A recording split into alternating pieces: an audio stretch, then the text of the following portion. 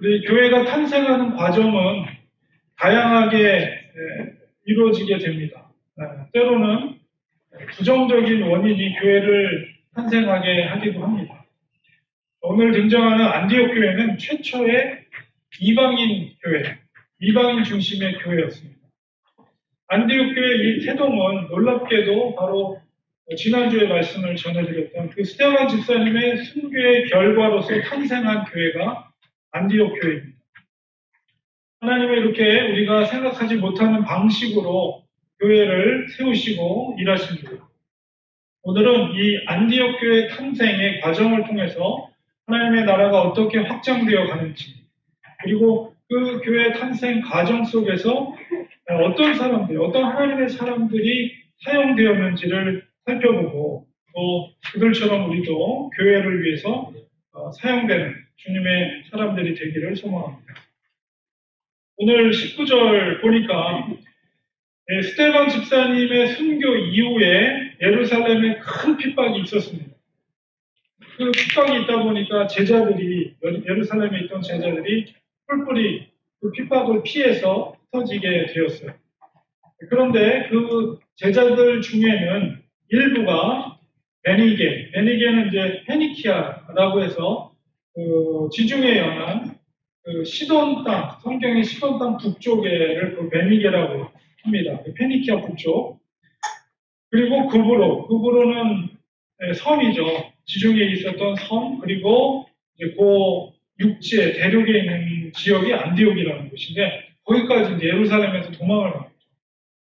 그런데 그때 이제 예루살렘 교회에서는 복음 전도 대상을 유대인들에게로 한정하고 있었어요. 왜 그러냐면 예수님께서도 말씀을 전할 때에 나의 그 아브라함의 자손들에게만 그 이제 이방 여인이 은혜를 달라고 했을 때 이방인 영역이기 때문에 그 이방인들에게는 그런 걸 줄 필요가 없다. 그랬더니 예수님께서 제 여인이 말한 것이 그 상에서 떨어진 부스러기를 개들이 와서 먹지 않습니까? 그 이야기를 하면서 그 여인의 믿음을 칭찬했는데 예수님께서도 1차적으로는 유대인들, 그리고 유대인 공동체 안에 있는 사람들에게 복음을 전했습니다. 그리고 예수님께서 그런 말씀하셨기 때문에 그 말을 들은 제자들도 동일하게 유대인들이나 이방인들에게 전하더라도 바로 유대인 공동체 안에 들어왔던 이방인들에게만 복음을 전했지, 아예 처음서부터 아예 헬라인들, 이방인들에게서 복음을 전하는 일은 전혀 없었어요. 자, 그런데 그 핍박을 피해서 흩어진 어떤 소수의 제자들이 거기서 이방인들에게 복음을 전하는 일이 생겼습니다. 20절 우리 11장의 앞에서 보면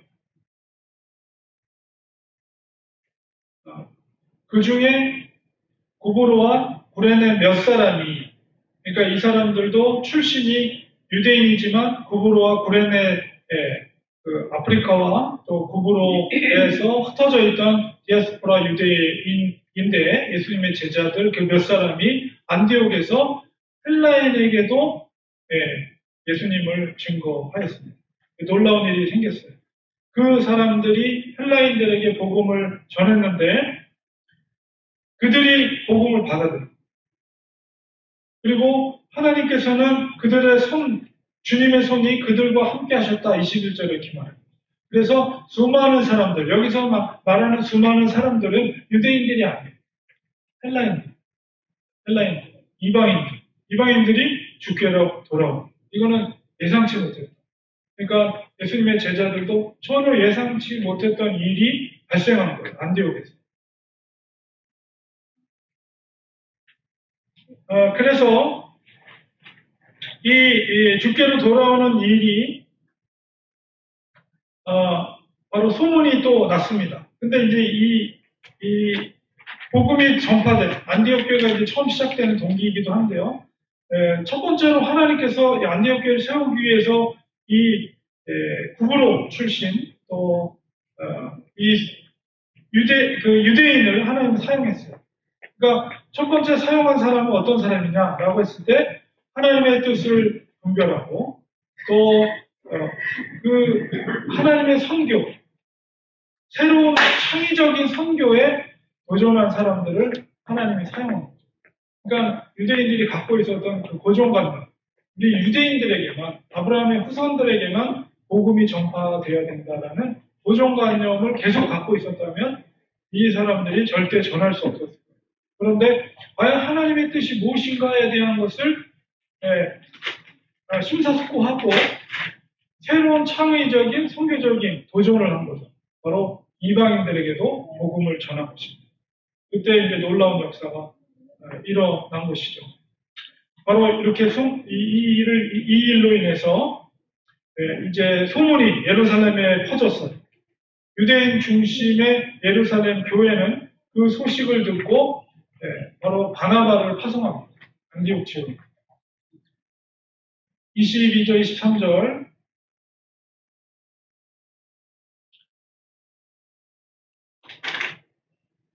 바나바를 파송하였고 그가 직접 안디옥에 가서 그곳에서 펼쳐진 일을 확인하였습니다. 그곳에도 역시 하나님의 은혜가 충만하다는 것을 직접 목도하였고 바나바도 너무 놀랐죠. 하나님은 안디옥 교회가 창립되는데 이 바로 바나바를 또한 사용했습니다. 바나바가 어떤 사람입니까? 24절에 보면 바나바는 착한 사람이요 성령과 믿음이 충만한 사람이다 이렇게 말하고 있습니다. 하나님의 선교에 사용된 바나바는 바로 말씀 그대로 먼저는 착하다 세 가지 특징이 있는데 첫 번째는 착하다라고 표현했습니다. 착하다는 헬라어는 아가도스라는 단어를 쓰고 있는데 이 단어의 의미는 좋은 성품, 또한 정직함, 선함, 또한 행복함 이런 의미도 그 단어 속에 담겨져 있습니다. 그러니까 그런 성품을 가진 사람이었다는 거죠. 그러니까 우리가 이런 성품을 가진 사람은 정말 그런 사람은 그냥 보기만 해도 기분이 좋아지죠. 그런 사람과 만나면 너무 즐겁고 기뻐요. 바로 그런 성품을 가진 바나바를 하나님은 안디옥 교회를 창립하는 데 사용했다는 것입니다. 우리가 선교에 쓰임받기 위해서는 바로 그런 바나바의 아름다운 성품을 닮아가는 것이 우리에게도 필요하다는 것을 깨닫게 되고요. 두 번째로는 바나바는 성령이 충만했습니다. 그러니까 성령이 충만하다는 건 무엇입니까? 바로 그리스도와의 연합된 삶을 살았던 사람이라는 거죠. 성령이라는 것은 예수 그리스도의 영이라고 다시 표현할 수가 있어요. 성령이 충만하다는 것은 바로 예수님과 항상 연합된 삶을 사는 사람입니다. 주님과 동행하는 삶을 사는 바나바. 그리고 또한 그는 믿음이 충만한 사람이었습니다. 믿음이 충만하다는 것은 바로 그의 삶의 모든 것을 전적으로 하나님께 의지하며 살았다는 것이죠. 바로 그런 바나바를 하나님은 안디옥 교회에 바로 주춧돌과 같은 역할을 하는 사람으로 하나님이 사용하셨습니다. 그 바나바가 예루살렘 교회에서 안디옥에 파송되어서 그가 그곳에서 선한 영향을 끼칠 때 큰 무리가 24절 후반부에 이에 큰 무리가 주께 더하여지더라. 소수의 그리스도인들이 복음을 전했고 그때 복음을 많은 사람들이 받아들였고 바나바를 통해서 더 많은 무리들이 모이기 시작했습니다. 그러니까 교회라는 것은 이렇게 눈에 보이는 건물이 아니죠. 바로 예수 그리스도를 구주로 영접하고 예수 그리스도의 피의 공로로 나의 죄가 죄 씻음 받았다라고 고백되는 하나님의 제자들, 하나님의 사람들이 모여있는 이 공동체가 교회인데 바로 그런 성도들이 더더더 날이 갈수록 날마다 더 모이겠다. 이렇게 성경은 기록하고 있습니다. 그리고 세 번째로 하나님께서 안디옥 교회를 세우는데 하나님께서 사용한 사람이 있습니다. 바로 사도 바울이죠. 사람이 많아지면 이제 성도들이 많아지면 바나바가 처음에는 혼자서 감당할 수 있었지만 더 많아지면 혼자서 감당하기 힘들어요. 사역자가 필요해요. 같이 동역하고 같이 목양을 할 수 있는 그런 목회자가 필요하죠. 바나바가 생각했던 사람이 누구냐? 바로 바울이었습니다. 바울은 지금 현재 어디 있냐면 그의 고향 땅인 다소에 지금 머물고 있었어요. 우리가 이 바울이 마지막으로 사도행전에서 여기 11장 이전에 마지막으로 나타나고 있는 부분이 9장입니다. 9장 26절에 30절에 바울이 사울로 표현되어 있어요. 아직까지는 사울로 표현되어 있는데 사울이 어떻게 되냐. 우리가 너무 잘 알다시피 다메섹 가는 도중에 예수님을 만나게 되고 사실은 그리스도인들을 잡아서 감옥에 가두거나 죽이기 위해서 가는 길이었는데 도상에서 예수님을 만나고 다메섹에 가서 무엇을 했느냐. 물론 아나니아 선지자를 통해서 눈이 이제 벗겨지고 보게 되고 이제 완전히 다메섹에서 전도자로 바뀌었어요. 그러니까는 사실 그리스도인들이 생각할 때 예루살렘에 있었던 제자들이 생각할 때 도저히 믿을 수가 없는 거죠.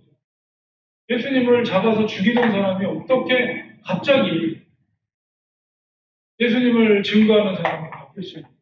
그것에 대해서 신뢰하지 못했어요. 믿지를 못했어요. 그래서 그때 이제 바나바를 먼저 만나게 되고 바나바가 사울을 볼 때 그 속에 진정성이 있는 것을 알게 되고 이 바나바가 중간에서 예루살렘에 있었던 제자들에게 바울 편에서 그를 변호해주는 역할을 바나바가 하게 되죠. 그러나 그럼에도 불구하고 여전히 예루살렘에 있는 제자들은 이 바울의 그 진정성을 사울의 진정성을 잘 믿지 않는 사람들이 여전히 있었어요. 그러나 어쨌든 간에 바울은 열심히 예수 그리스도를 증거했습니다. 예루살렘에서도. 그러나 유대인들이 헬라파 유대인들이 이 바울을 죽이기로 결정하고 그를 죽이려고 쫓아왔기 때문에 결국은 예루살렘 교회에서 이 바울을 보호하기 위해서 가이사라로 보내고 거기서 배를 타고 그의 고향 땅인 다소로 보내고 그래서 다소에서 머물고 있는 상태인데 그 기간이 거의 10여 년 가까이 8년에서 10년 가까이 다소 땅에서 머물고 있었어요. 바울이. 물론 바울은 그곳에서 가만히 있지는 않았겠죠. 나름대로 그 땅에서 고향 땅에서 복음을 전했을 것입니다.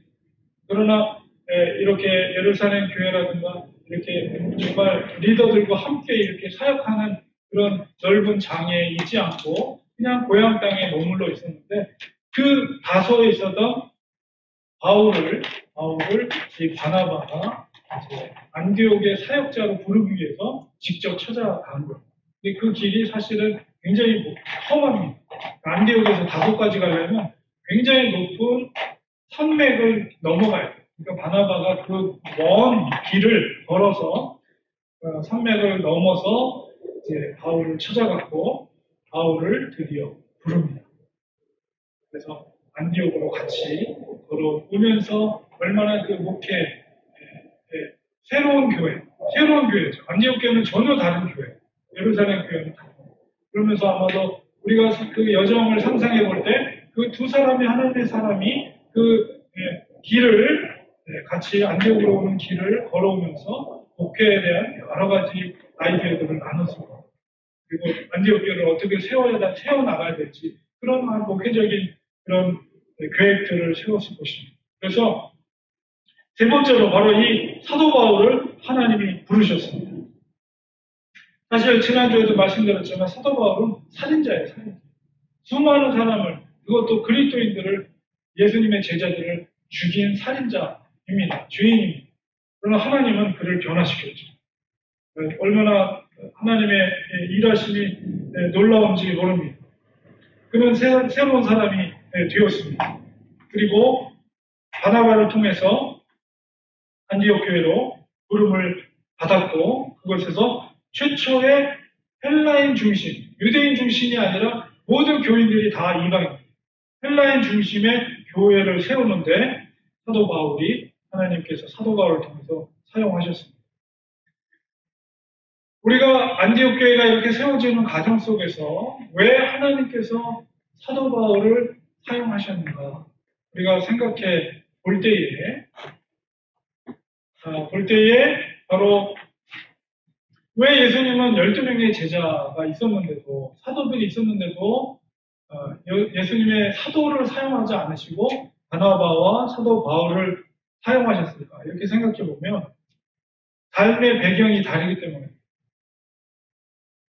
12명의 제자들은 대부분 갈릴리 출신, 어부들, 물론 뭐 세리도 있고 여러 출신이 있지만 대부분 갈릴리 사람들, 그리고 유대인들, 정통 유대인들이고 다른 문화권에서 자라나지 않은 사람들. 그러나 이 안디옥 교회는 독특한 교회였죠. 바울과 바나바는 각각 다소와 부고로 출신의 유대인들이에요. 물론 혈통적으로 유대인이긴 하나, 그러나 그가 자라온 배경은 헬라 문화권에서 자라났어요. 시민권도 있었고, 로마 시민권도 있었고, 언어에 능통합니다. 헬라어도 능통하고, 히브리어도 능통하고. 이런 다른 헬라 문화권에서 자라난 사람들이었기 때문에 하나님은 새로운 교회에 새로운 일꾼들을 부르신 거죠. 하나님의 선교는 너무 놀랍습니다. 그리스도인들 잡으러 다니던 바울을 변화시켜서 그리스도를 전하는 자로 변화시켰고 그를 안디옥 교회 리더로 세우셨습니다. 이렇게 바울을 통해서 하나님은 일을 하셨는데요. 바울을 통해서 하나님이 사용하시는 사람의 특징을 바울을 통해서 우리가 발견하게 되는데요. 그의 신앙은 변화됐어요. 유대교에서 그리스도교로 변화됐지만 변하지 않은 그의 모습이 있어요. 그게 뭐냐면 바로 그는 열정의 사람이었다. 하나님은 그의 열정을 사용하셨습니다. 유대교에 있을 때는 유대교에 대한 열정으로 그렇기 때문에 그리스도인들을 잡았던 거죠. 그런데 예수님을 만난 이후로 그는 오직 예수 그리스도를 위한 열정으로 살았다는 것이죠. 우리 계시록에 보면 바로 일곱 교회 중에 라오디게아 교회를 향해서 책망하시는 말씀이 있습니다. 3장 15절 16절에 내가 내 행위를 아노니 내가 차지도 아니하고 뜨겁지도 아니하도다. 내가 차든지 뜨겁든지 하기를 원하노라. 내가 이같이 미지근하여 뜨겁지도 아니하고 차지도 아니하니 내 입에서 너를 토하여 버리리라. 주님의 라오디아 교회를 향한 평가입니다. 우리는 정말 사도 바울 같은 열정을 가져야 합니다. 믿음의 열정을 가지시기 바랍니다. 그리스도를 향한 열정을 가지시기 바랍니다. 우리의 마음이 향한 곳이 세상의 즐거움이나 어떤 명예나 부가 아니라 우리의 마음은 십자가를 향해야 합니다. 하나님의 선교는 바로 이렇게 그리스도를 향한 열정의 사람들을 통해서 이루어진다는 것이죠. 하나님의 사람들을 통해서 이렇게 안디옥 교회는 더욱 부흥하였습니다. 하나님께서 이렇게 안디옥 교회를 든든히 세우시는 이유는 바로 이방인을 위한 세계 선교의 때가 되었기 때문에 하나님의 카이로스의 때가 되었기 때문에 그 선교의 축을 예루살렘 교회에서 이제 안디옥 교회로 움직이기 시작합니다.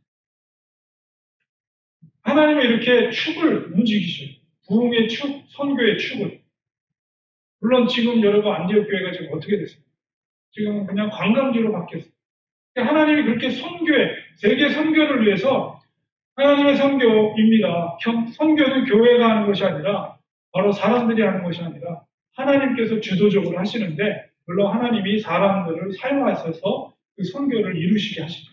그리고 그 사람이란 교회 공동체를 말해요.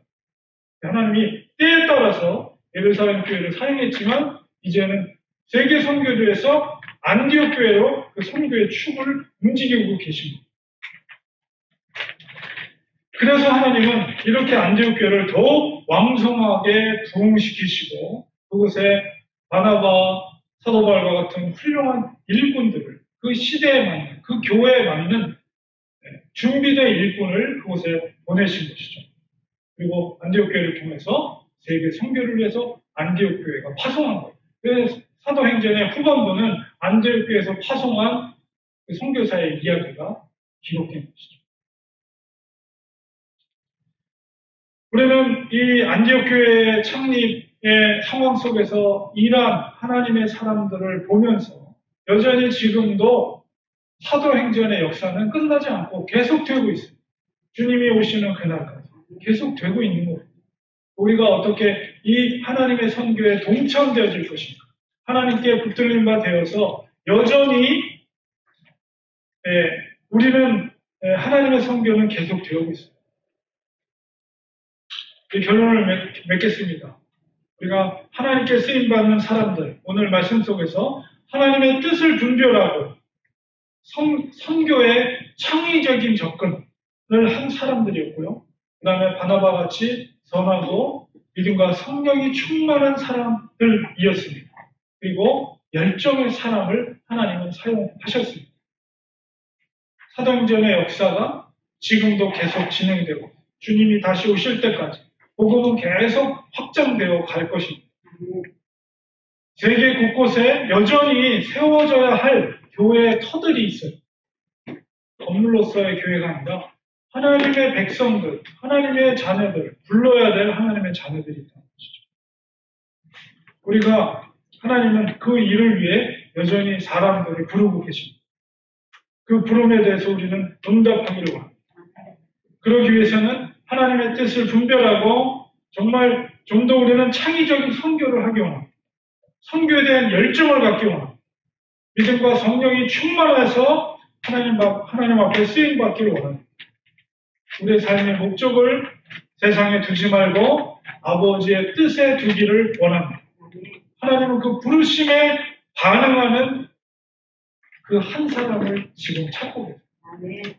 그 한 사람이 바로 우리가 되기를 소원합니다. 기도하겠습니다. 하나님,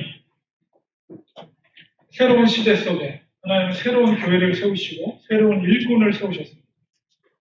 하나님의 선교는 여전히 계속되고 있습니다. 사도행전의 역사는 끝난 것이 아니라 그 하나님의 부르신 그런 그 반응하는 그 한 사람 한 사람들을 통해서 마지막 주님 오시는 그날까지 복음이 확장되고 있는 줄 믿습니다. 하나님 부르시는 그 일꾼이 우리가 되기 원합니다. 우리 교회가 되기 원합니다. 우리를 사용하여 주셔서 복음이 마지막 한 사람, 전해져야 될 그 한 사람에게까지 확장될 수 있도록 우리를 사용하여 주시옵소서. 예수님의 이름으로 기도합니다. 아멘.